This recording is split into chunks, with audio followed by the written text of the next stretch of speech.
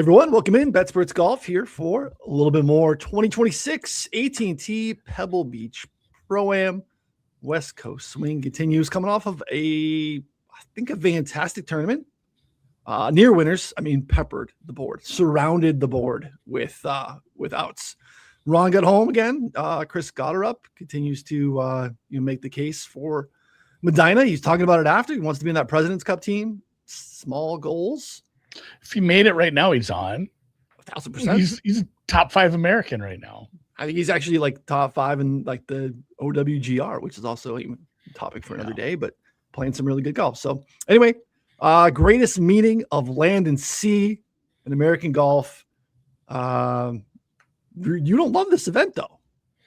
I don't love any of the small field ones. I just don't like how that works. Fair. I like a cut.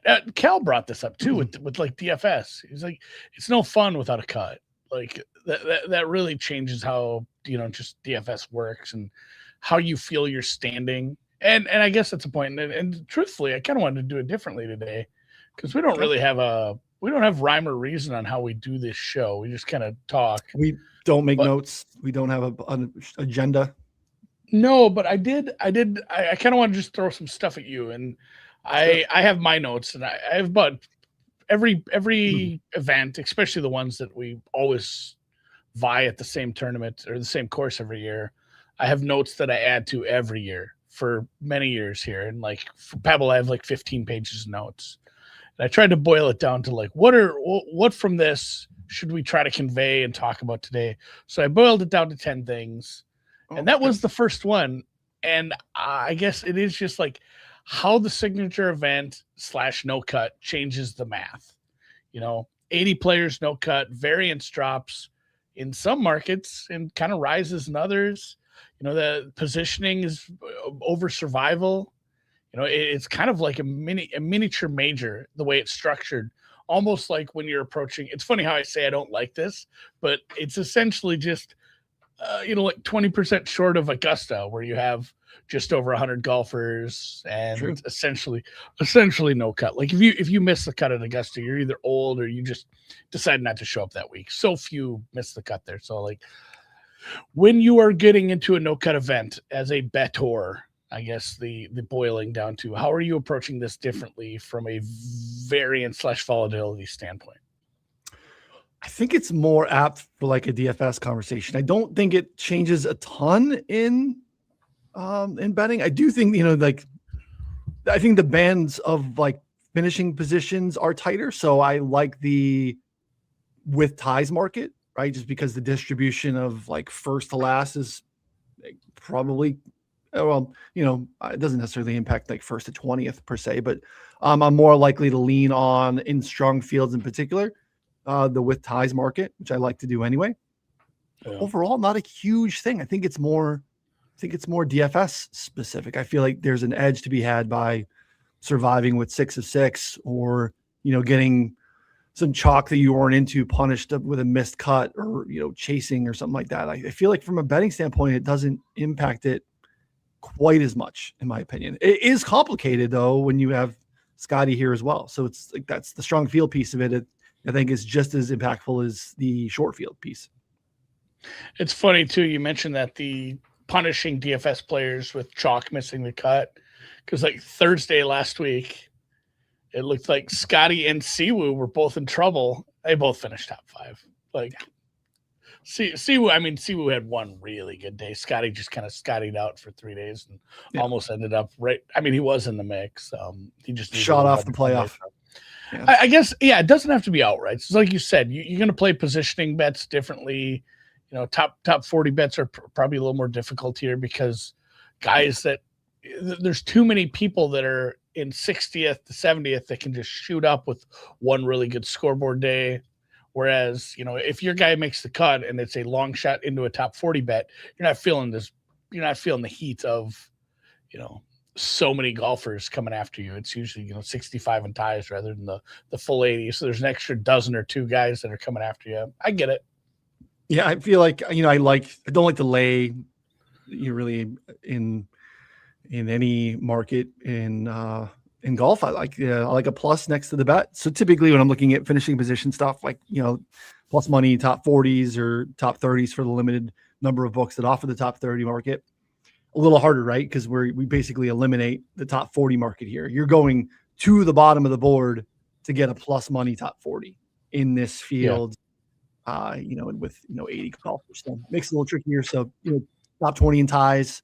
Some guys that I like to maybe outright, maybe top 10 in ties price, just to cover yourself a little bit, because the chop is tough. The chop is, sometimes you feel like you're leaving money, but man, if you do this long enough and you land a top 10 bet and you have to chop it a bunch, and all of a sudden you're like, wait, that was a loser of a bet. That sucks. So I'll pay the worst part is people betting them live, laying like minus 150 on a top 5, and a couple people sneak in and you realize, like, I lost money on a bet I won, which is a funny sentence, I guess, in and of itself.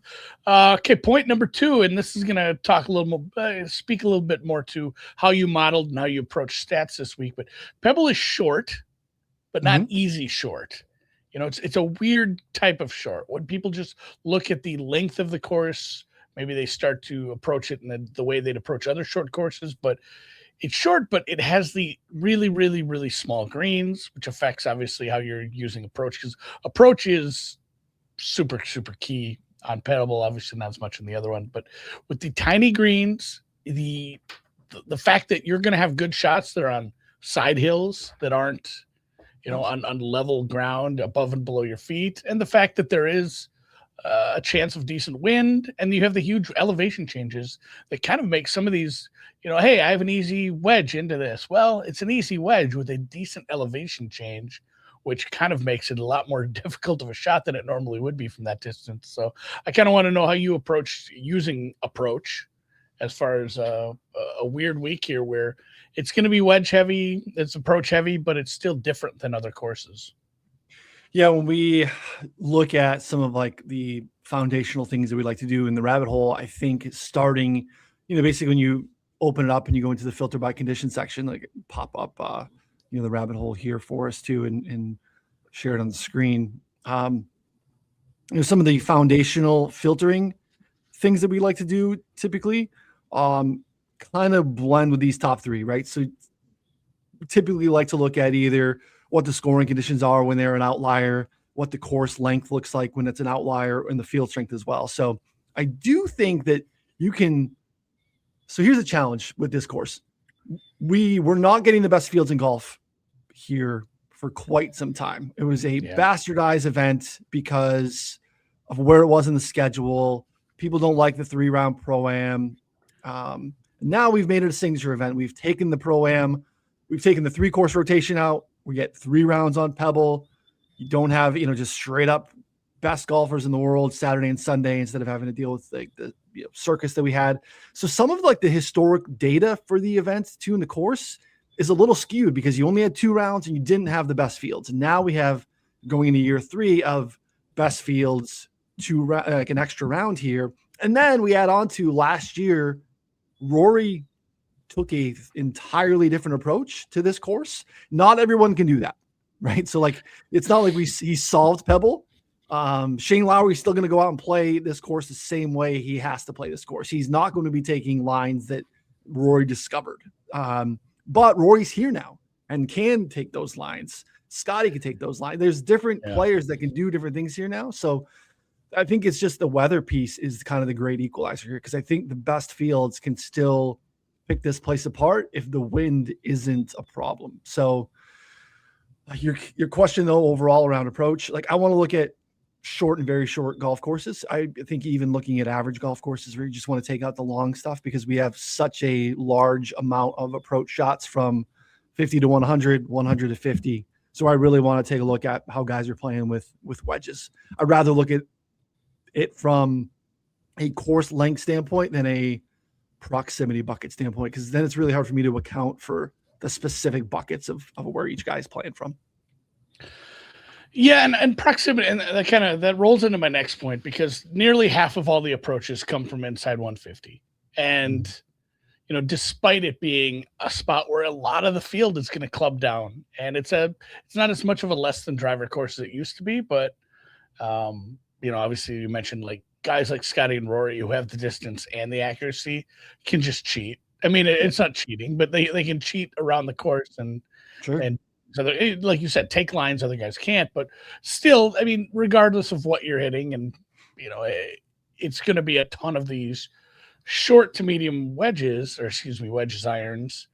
And this is something that's probably not in the data. It's harder to use in the data because proximity averages are tough because it's an average of a ton of shots, and you don't know if it's a big skew or if it's a tight bunch of, hey, I'm always just kind of around this distance, or I'm either pin high 5 feet or I'm off in the woods. So means and medians are definitely not the same. So it's kind of, I'm looking for guys who just do really well with flight and spin control, flight control, spin control. The people who are putting it in spots when we get to these places that have multi-tiered greens, and they're, maybe they're not as close as some of the real gods of irons, but they're consistently able to control the ball and put it at least in the right quadrant. And it's not something that data is really going to help you with. It's something you just kind of got to understand about certain golfers. So there are guys that I really like as far as that goes. I think they're going to just do better at a place like this with these really small greens. Yeah. I do think it's a spot where, course history can help a little bit, but I also wouldn't want to hold it against it, right? There's a handful of guys that are really good that were coming here all the time, or, via the AT&T sponsorships or whatever. But like now, again, you're getting a little bit more experience, which helps the rest of the crew too. So I do think that it can typically be a fairly easy scoring condition setup when we have like clear sunny days. Now, doesn't look like that's the weather on the weekend, but overall, like these guys can go super low when it's clean. I mean, we had the weather-aided Wyndham Clark win a couple years ago, where he fired a 60 on Saturday, right? Just literally bomb, wedge, putt. That's, I wouldn't say 60s out there for a lot of guys, but like, there are low scores if you're completely dialed because you're not having to lag a bunch of putts. Like these are small greens. So if you're hitting greens and reg, small greens, good drive percentage type stuff, good drive percentage less than driver, I think are really, really, really important. Good drive percentage less than driver, small greens probably becomes a really small, noisy sample. I can't imagine there's a lot of that on the tour, but we can kick around with that. Yeah, and that's kind of where I'm at too, as far as betting. I'm a lot more willing, and I think this is always the case, just because it's like, when you bet on me versus Stephen Curry in a free throw contest of 100 free throws, like, or one free throw each, the difference. Right. I mean, he's still going to get me most times, but it's the variance of one round versus four, and it's the, that's where you can take a long shot, and especially with the weather. This is always the case. I'm more willing to obviously take long shots for a first round leader, but in this case, where we have a course that can give up a hellaciously low round when the weather's good, if you have good weather to start the tournament and bad weather to end it, it's probably, hey, let's take some long shots for first round leader, but maybe I'm not quite as interested in them for the full tournament, and I'm going to have to stick to guys who can actually do this for 4 rounds, guys with experience, and guys who can play through some of the bad weather. Yeah, you just kind of you're gonna get there and hold on for sure. It's tricky too. Like we have strong fields, we have elevated events in terms of filtering. It's tricky to me though because like I want to see how guys play in strong fields, but looking at like just signature events or majors or stuff like that, it's really hard because then you get into like the courses just are so different, right? I think you really want to get into more of how the course is set up versus like the event type. So like typically I'm not really clicking into signature events, right? Because a signature event at Jack's Place or API in a couple weeks, or it's just such a different demand, right? Driver heavy, long approaches, like Bay Hill is a bunch of 200-yard approach shots, very thick rough. Even around the green, that's really it's thick rough. So, we have a lot of different filtering options for you. I just would be, personally, I don't love using some of them because I think they become a little bit noisy. So I'd get a little bit more granular on specific course setup if you're navigating this stuff for the first time.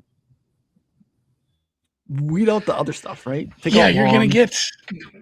If you do just look at signature events, it's tough because you can use that in some senses. But you're saying you're getting a Cali course, a Florida course, the RBC, the Truist, like Jack's Play. You got Memorial, like the Travelers.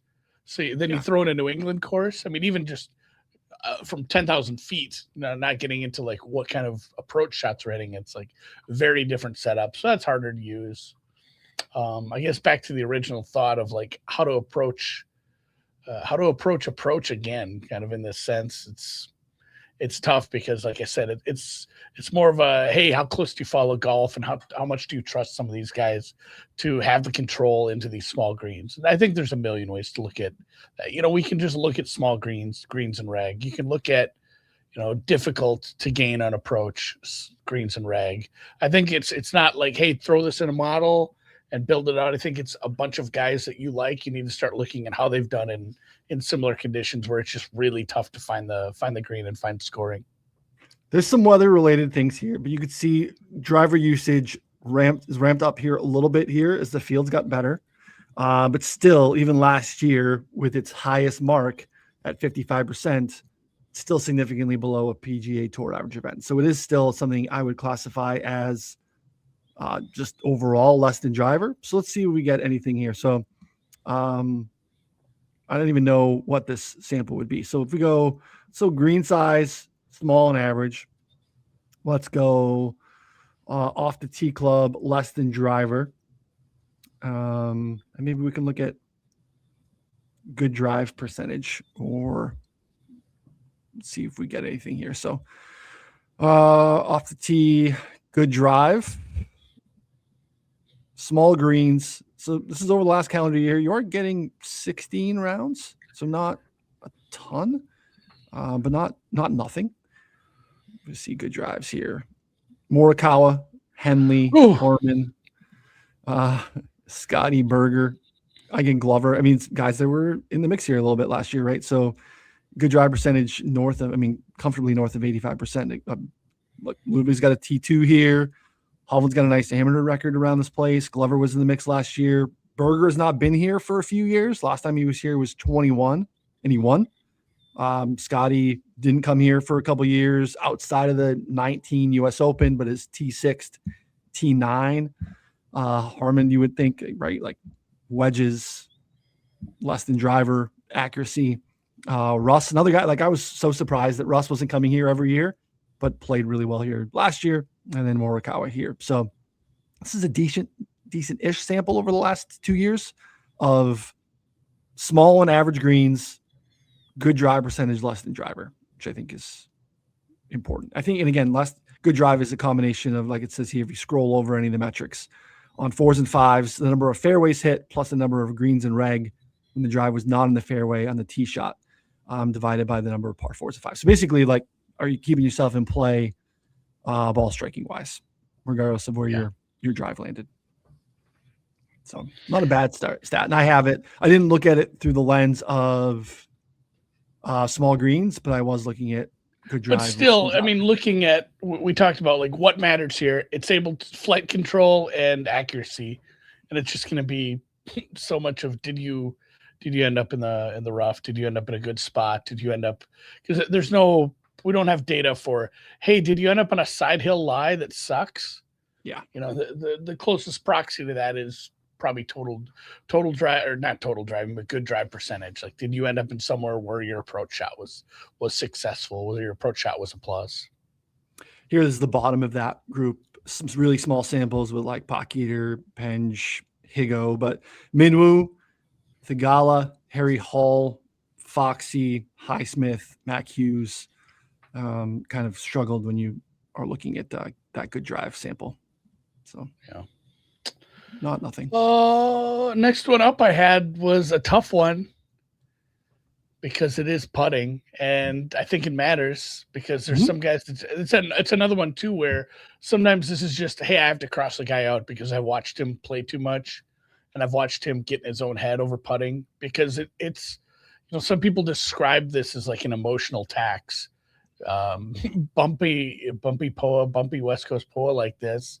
and it's extremely difficult. You look at this compared to an average course or some of the easier greens and how often they miss inside 15 feet because, it's just not the same kind of surfaces we get when you get bent grass or even, even Bermuda where you can kind of play with the grain.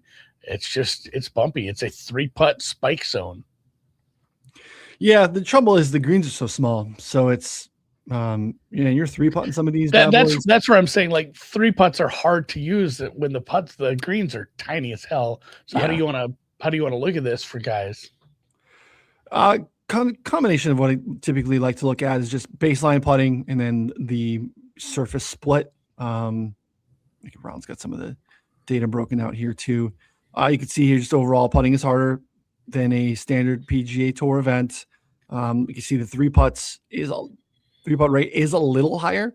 You get fewer of them. Same thing, 3-putt percentage from 25 plus feet. So lag putting a little higher. But here's your make. This is kind of what Andy's talking about here is this make percentage from different buckets. Just a lot of red, a lot of bright red here, right? So polo putting, coastal putting, because the winds can be a factor. I guess if you wanted to look at like a larger sample without looking at POA specific, maybe if you wanted to look at coastal putting, I could understand that because that could be a factor here too. But a lot of this is not very good. Yes, this is redundant, but yeah. But does he like this one so much he put it in twice for us? You want to really drive home the point. Those ranges are tough. And I guess the final question on putting then, is it just difficult for everybody and it's hard to suss this out and use it? Or is there actually people that you think like, hey, they're going to be fine here. They're going to be better than the pack here. I think some people gravitate towards guys who grew up on the West Coast and are just used to it, or guys who've had success in the past, but it's really noisy. It's worth mentioning, but it's really noisy still. Yeah. It's why I always include in my model, anytime you see, if I have putting in my model, I'll pretty much always have, if I'm going to have a surface putting stat, I'm going to have baseline putting as well. Right? It goes back to, some stuff I think makes a lot of sense. With just, hey, if you're a good putter and you're feeling good, you're going to make some putts. And then I also want to kind of look a little bit more granular, but I agree. Like putting in general I think we both agree is not nothing, but probably in general a little bit noisy. Yeah. We have not mentioned Spyglass yet. And we got shot link data there now. We have shot link data, and it's very, very different. So you talk about the weather. This one is obviously a much more inland, protected by the weather. We talk about the fairway. The fairways are narrow here. Distance matters more though. You can really bomb here, and you can create some separation if you score here. Again, the weather's not nothing here. There are still some holes that are very much affected if the weather's bad, but it's a place where obviously people can get nice and low here and kind of build that lead heading into the weekend. Obviously no cut. It's not like it's hey, I got to go out there and crush it on Spyglass to make the weekend, but it's quite a bit different. We only get the one round there. How are you approaching this? Like when you're building your model, knowing that everybody's playing it once, you're just kind of saying, well, everyone's playing it once. We'll call that a wash. And I need to mostly focus on what makes people great on Pebble. Yeah. Well, the last part, just because when you go through it here too, it's just a lot of average, right? In terms of difficulty, in terms of like the uniqueness of how it plays. There's not a lot of like unique factors. You can look at comp courses. There are some comp courses that I think match with Pebble too, right? Some just coastal courses, Pebble being one of them specifically. So it can play a little bit harder, but again, we only have the 1 year of data. So we need to get a little bit more here to really get granular on it. But yeah, I'm honing in on Pebble in particular, but we have it now, and shout out to the tour for, closing these gaps of these places, especially on these mixed rotational events. Let's get the shot link data on the other place, please. So glad we have it. Bring up the course history here. Bring up the winners and go down to that, and just the year by year stuff. I'm gonna go back to Pebble just in case we want to navigate some of the other stuff. previous I winners. think this is an interesting point too. Rory, no event there. Oh, you almost got to subtract it. I wanted to kind of look at strokes gained putting too, because this is not a putting contest. But I mean, look at Rory for the event. We talk about approach, gain more on putting. Look at Wyndham Clark in 24. Oh yeah, I mean he gained like 9 strokes on the final round. Yeah, it's another one where he's a pretty good approach player. Obviously a big flower, but 4 times as much putting as approach. I don't know where Rosie was, and obviously everyone's different. The weather has played into this multiple times. Rosie's 3 years back, slightly more an approach than putting, but it's another weird one where we talk about it. Putting's hard to gauge, putting's hard to figure out, but a lot of these people, and look at the top of the leaderboard, like Brendan Todd.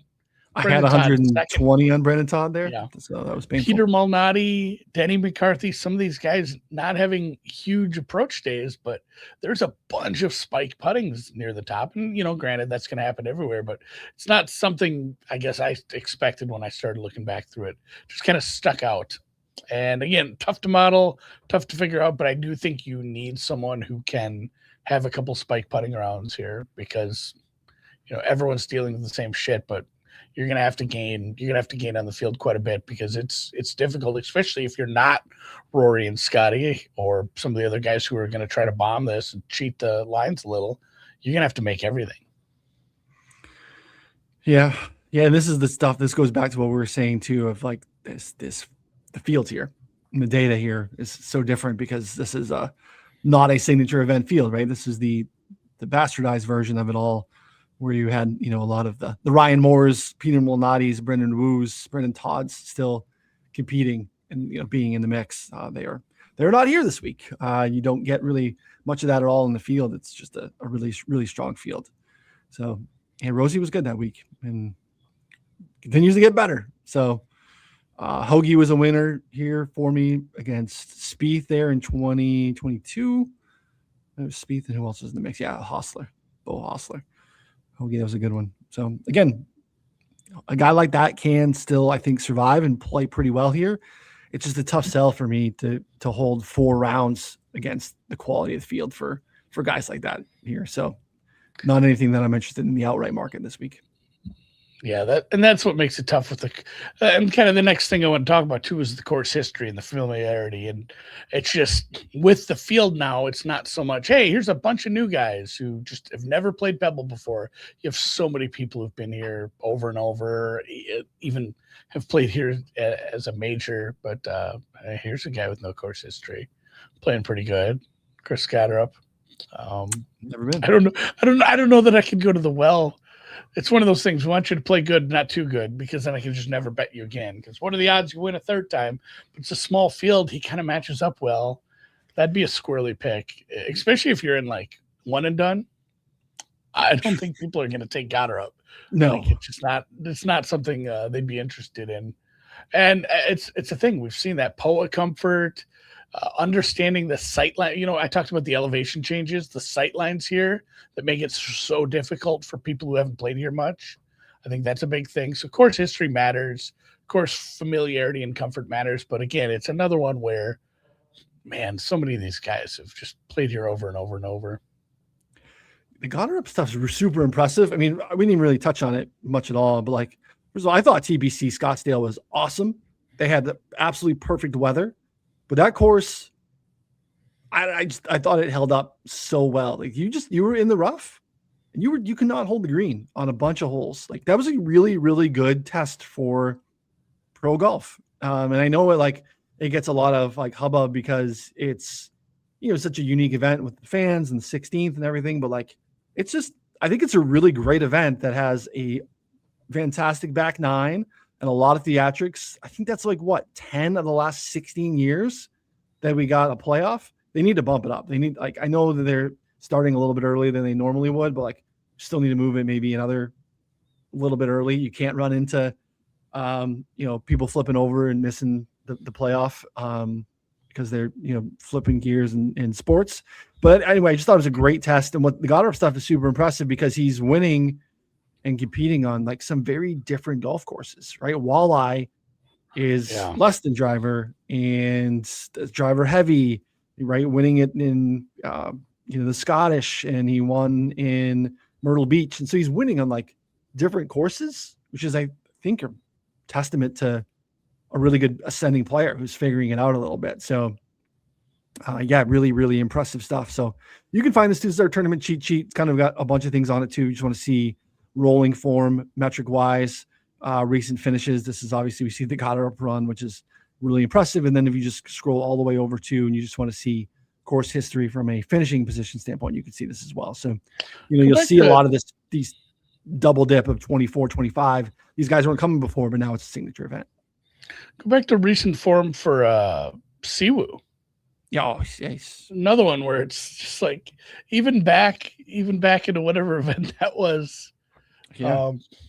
RSM or something in the spring, or in the fall. 3rd, 6th, 2nd, 11th. I mean, just he's another one where he's. It looked like he was kind of finally dropped the other shoe last week, and then Christ, he had a really good couple rounds there too. Ended up in the mix again. Knapp is somebody I worried about last week. Argued against him due to how much you need approach there and how his has been super inconsistent. The irons aren't always there, and he played really well. Ended up 8th. So a couple of guys that I think I'm gonna have to change some of my thought process on, and it kind of leads us into betting. I don't. Like I said, I don't want to go too deep down the board. Did you look at any long shots here because of just how this plays? Nope, nothing. It's super hard to be like, hey, I'm a big Penge guy. Even like Aaron Rye is going to model out well here.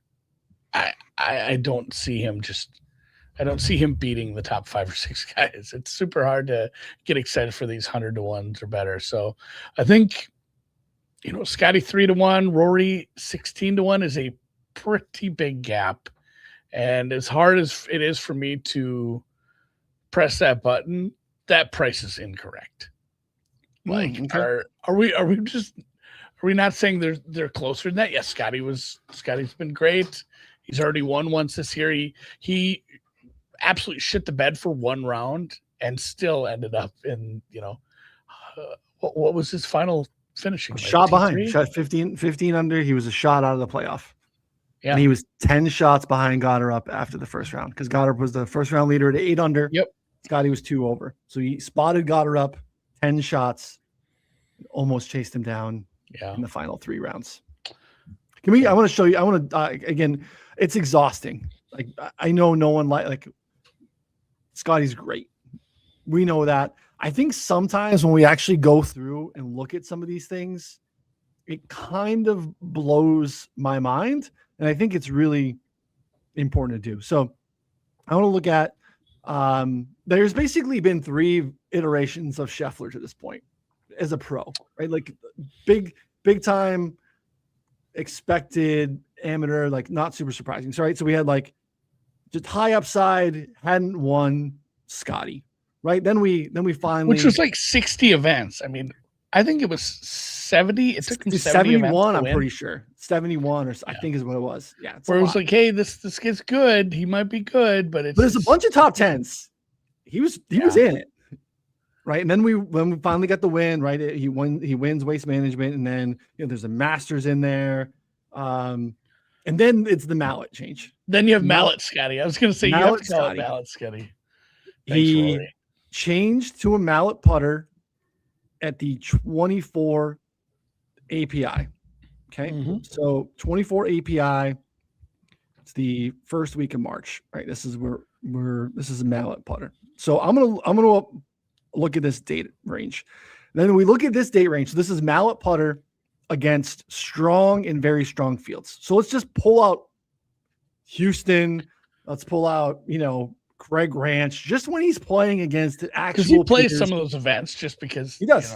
He's a Texas guy, right? Guy. So let's get the events that Rory's in the field and all the other top guys are in the field. Xander's in the field. This is my mind is blown a little bit. So again, this is from mallet putter, strong, very strong fields only. He's basically a shot better than the next closest. This is Marcus Pinch. So we'll pull Pinch out of here. Let's get a sample of just the elite guys. He is 1.2. 1.2. He is doubling tee to green the next closest guy. So we're talking about the elites, and then like the next best elite, right? If you were to just look at this group as itself here, like this is really good. Rory's got a gap on some of these other guys. Look when we drop down tee to green on where everyone else is. Like there's not a lot of guys that are above a shot. Well, you scroll up, it's an entire different world. We're swimming in some like really weird, like doubling up on ball striking. We have, again, in this sample, he's gaining almost, a third of a stroke putting. We have a 100-round sample now. If you go to his player page, of him being a half stroke better than the field putting for the last 100 rounds. If you go into the floor ceiling, this is also where he's basically a column ahead of everyone else. What I mean by that is he's strokes gained positive and 87.5% of his rounds. He has gained a shot on the field at a higher clip than anyone else has been positive. Almost 81% of the time he gains a full stroke. Xander's next at 72.3%, just being strokes gained positive. This goes all the way down the line. His 2 shots, look at the gap between anyone else and 2 shots. There's no one else at 47%. He's almost at 70% of the time he's gaining 2 or more shots in the field.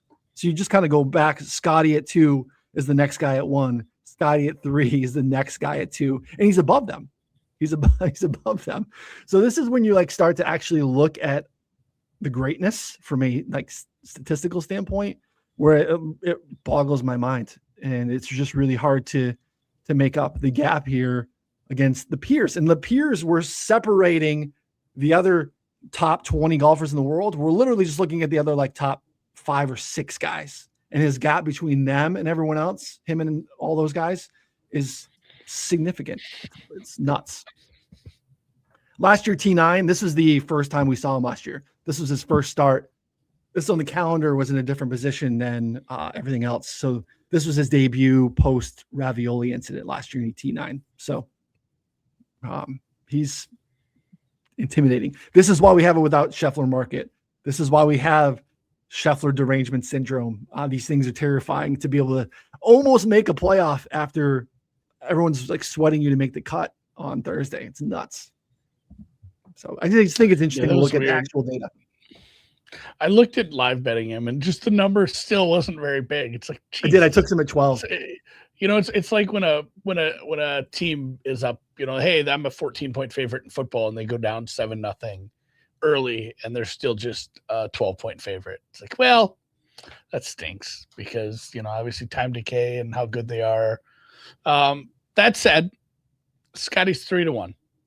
Yep. That implies he wins the tournament 25% of the time. He has won 40% of his time since this change. This is the mallet, by the way. I was going to say that's probably accurate because he probably does win 40% of his tournaments and 20 to 25% against really good fields. So that's a good number. Scottie 3-1 is probably correct. I just disagree with Rory at 16-1 because that implies more like 5%. That's more like 5-1. And I'd say that Scottie probably wins this twice as often as Rory, but Rory needs to be closer to 10-1, or 10% to win this tournament, which is 9-1. So at 16-1, that's something I will be betting. I think they're a lot closer than the market has them right now. Granted, Scottie's a god, and it sucks when I'm going to lose this. I'm probably not betting Rory in the without Scottie market. I'll just take him straight up. But I will be looking at a few other guys, near the top. And then it comes down to like who amongst the next basically 10 to 20 names actually has a viable shot. Siwoo Kim playing out of his gourd. Tommy Ladd, pretty good. He's a pretty good fit here. And obviously he's got that monkey off his back. He's played well. As Rory and Scottie, they haven't seen each other since last time they played anywhere near each other would have been in Long Island, I suppose. Night golf. Night golf. That Golf Channel games. That's for fun. But then you get into that weird middle. And granted, let's put Siwoo, Tommy, Xander, Hideki, especially how he just played, kind of in that range. And then you got Hovland. Goddard, Henley, Fitzy, Cam Young, Mav McNeely, who played really well last week. Yes. And Pulled then like a cheap shot Knapp, who played and Ben Griffin, who's been playing really good golf. So you have that range, and then maybe the next chunk there with Bobby Mack, Bear's worth talking about because he's another one. Like, hey, you know who fits really well here? Bear. Yeah, he fit really well 2 weeks ago too, where he shot $1 million over par.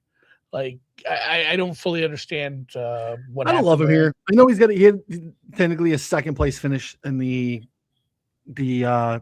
shortened Wyndham Clark win. I don't know. I just feel like I want him when I want head cover off for him, right? Like I feel like when he's at his best. Well, that's what I'm saying. Could he just take the Rory route on some of those lines? And that's where I think he's pretty interesting. He's about as far down the board I could go.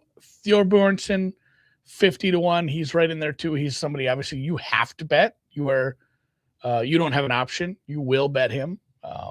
And I thought he had it. Oh, we finally had it on Sunday. Really did too. And then the long shot I think that people could look at, it's not even that big of a long shot, would be like Berger, just as far as fit form and everything else. So I don't know who I need to be talked into somebody in that middle range. I don't think I'm going to be betting Cantlay. I don't think I'm going to be betting like Spawn, Lowry, Jason Day, guys in that range. But people around there's a few interesting ones, and it's just like trying to picture one of these guys overcoming the Scottie Rory chunk. So I don't think I'm going to have a ton of outrights. I think if I fall in love with somebody, going through my model, going through other people's models, looking at the data, if I fall in love with somebody, I think it's a good week for me to bet some top tens. I think it's a great week for top tens. That right now is where I'm headed. There are three, you mentioned a couple of them. I want to get your take on them, but you rattled their names off a little bit, that are kind of like, they're Pebble veterans. Yeah. They've, California in general, or, POA specialists. I haven't done anything with Rosie, but Rosie makes sense, right? A past winner, playing great golf. Yes. He makes a lot of sense. Cantley's a guy that I never click, that I almost never have interest in. When you look at Cantley, he's this year, or the last couple of years, he's basically a West Coast short track specialist kind of guy. I mean, there aren't a lot of short West Coast tracks, but like short tracks in general, like River Highlands, Harbortown, PGA West, he's played really well. Played well at Philly Cricket, which is another like wedged fest. And then when you look at his like putting splits, POA, the UCLA kid, like he's played well here in the past. POA is his best putting surface. So I think he's really interesting. I'm not betting on him to win, but like top 10. And then Jason Day has some pretty wild course history here. If you look, he's gained 2 or more shots in 59.3% of his measured rounds at this event in the last 8 years. That's the highest in the field. He's been playing well in general, played well at PGA West, typically plays pretty well at Farmers, get him on some of this POA stuff. He's basically a West Coast Pro-Am specialist these days. And he's also very interesting. Now, again, to win, tough sell for me, but finishing position, like plus 250 with ties, T10, I think is interesting. A couple other guys that I'm interested in. You mentioned Berger. I think he's going to be pretty chalky. I was going to like skip him, and I thought he actually was going to be an interesting fade. Then I saw his Sunday numbers at Waste Management. Lapped the field in ball striking. 5.4 shots. And that was always back when we were really, betting this guy a couple of years ago to win. I mean, that was the ticket. He was an incredible ball striker who just needed to come get the all around together. And yeah, I like him. I will be betting him. It's funny. You probably talked me into Berger, like Thorbjornsen. He's a pin seeker, man. He's such a good like irons player when he needs to hit a small surface. He needs to find the right part of the green. I'm going to bet him top 10. I am betting Daniel Berger top 10. And then Cantlay's interesting because it's like my models love Cantlay, the stats love Cantlay, the history loves Cantlay, but it's like, how can I bet this fucking loser to win a golf tournament? He hasn't won a golf tournament, just so that's interesting. I hadn't really thought about him in my top 10 stuff because he's a little higher, but that's a decent price. So I think Cantlay's going to add to my top 10 guys. Rose probably just missing based on price. He's a little more expensive than everybody else. Knapp is one I almost did. I can't bet everybody to top 10. There's only so many spots. The only one a little further down the board, same thing kind of with Tommy Fleetwood too. Like if I bet Fleetwood, it might be top 5 or nothing. And then I wanted an opinion on Pearson Cootie, who obviously models out pretty well on a track like this and has played good golf. Any thoughts on betting him? Even like a top 20, you're not getting a bad price. Is another one I was on last week. Another guy, like even Thor, like I'm going to bet Thor because I can't not. He's not going to be on my card, but I have to bet him. Cootie, another guy, like I think that his advantage is the driver. His putting can be great and he can flash there too, but I feel like he's been so good with the driver. Strokes gained off the tee has been a huge piece of it, especially driver heavy. So I'm a little less interested when he doesn't have that, right? Maybe it's a spot where he's like, I saw what Roy did and I want to try to do some of that. But Roy is such a one-of-one off the tee guy. Like there's not a lot of guys that can do that. So I'm not super. So I'm kind of using and granted, he wasn't as good off the tee there, but he played well at the Amex and he played well on the stadium course. And it's not a perfect comp, but it's a short-ish West Coast course. And honestly, he lost a bunch of putting there, but his putting is kind of hit or miss as well. And I don't know that with the smaller greens, I don't think it'll be nearly as bad. So he's somebody that's he's in the mix for me. Maybe DFS. Another example of that, like putter, very hot or cold, but I think is a significantly better course fit. Also had some great ball striking numbers in Scottsdale. But this is a guy who just PGA National, PGA West, Philly Cricket. He's won at all those 3. And again, Cricket was, different, but wedge fest. You had to be in play off the tee. Sepp Straka is almost 4-1 to top 10 with ties. And I think he's like, plus 140 or so to top 20 with ties. The putter runs hot or cold, but I like him in spots where wedges are in play. And I think he was the 54-hole leader here last year. Just didn't do anything on Sunday when Rory and Shane started to do their thing. So I like Sepp I think it's a decent price. So that would be one of my other guys. And I'm obviously playing Henley. I'm not betting Henley to win, but he modeled very, very well, closer to Scottie than I was expecting. He was second in my model.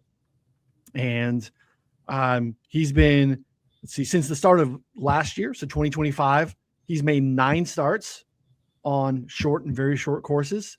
He's T19 in 8 of those 9. 6 of those are top 10s. T5 here last year, 7th in approach, led the field in strokes gained putting.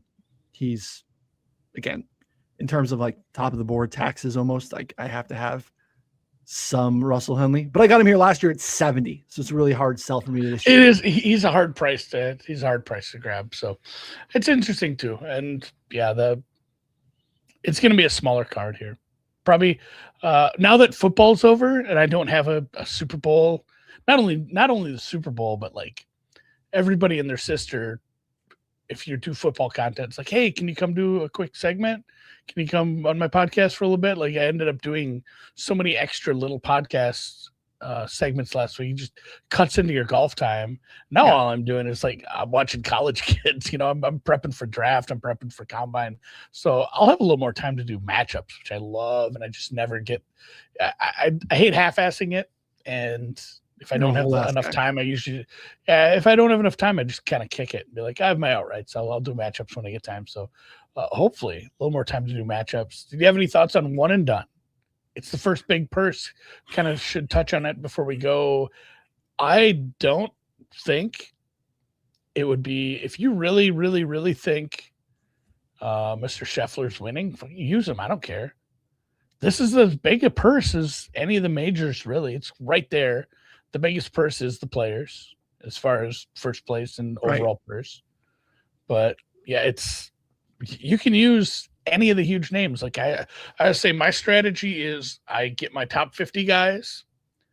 I make a big line after 20, and I say these top 10 I have to use at signatures or majors for the most part.